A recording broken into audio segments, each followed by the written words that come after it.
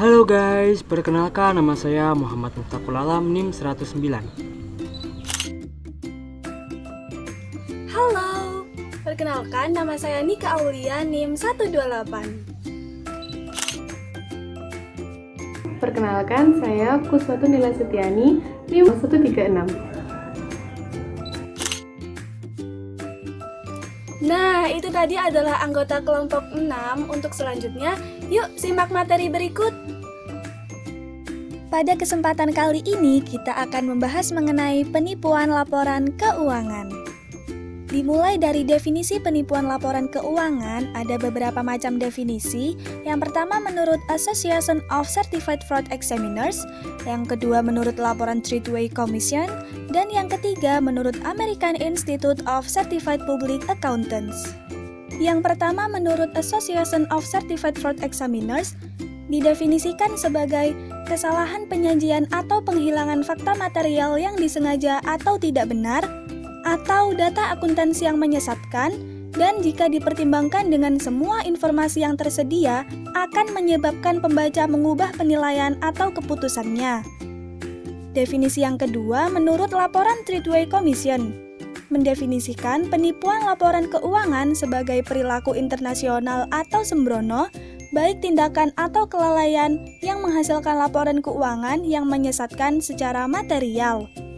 Dan definisi yang ketiga, menurut American Institute of Certified Public Accountants atau AICPA, dalam pernyataan standar auditing atau SAS nomor 82, mengacu pada penipuan laporan keuangan sebagai salah saji yang disengaja atau kelalaian dalam laporan keuangan.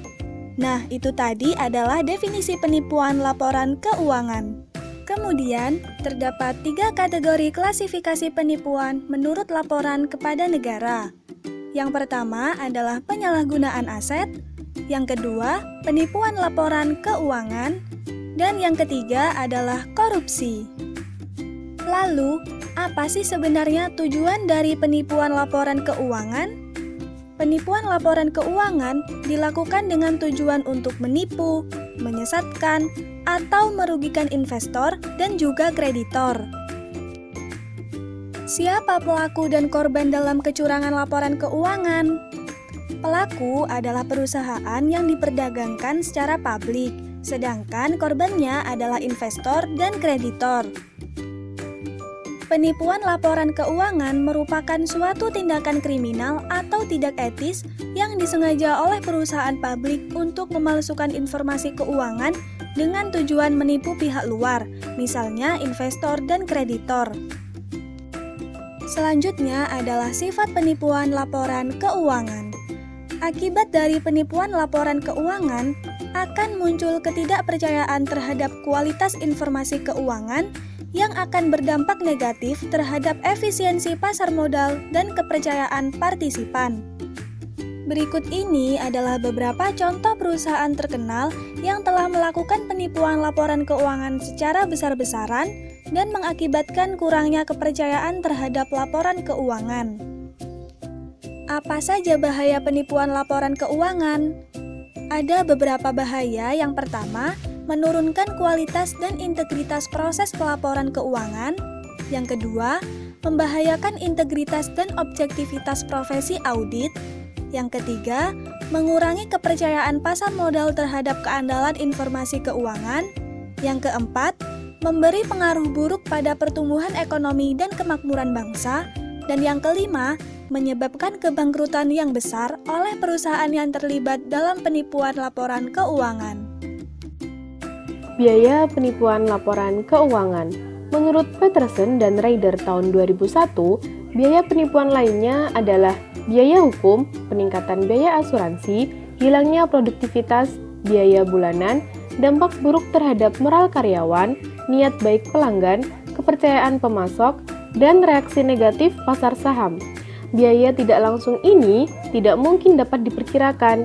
Biaya tersebut harus dipertimbangkan ketika menilai konsekuensi dari penipuan laporan keuangan.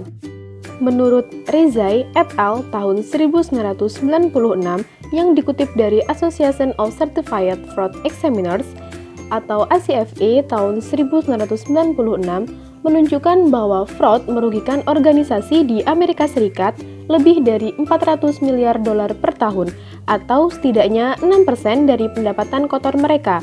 Dengan rata-rata organisasi kehilangan lebih dari 9 dolar per hari per karyawan karena fraud dan penyalahgunaannya. Studi kecurangan. Banyak pelajaran yang dapat kita ambil dari berbagai kasus kecurangan atau penipuan laporan keuangan.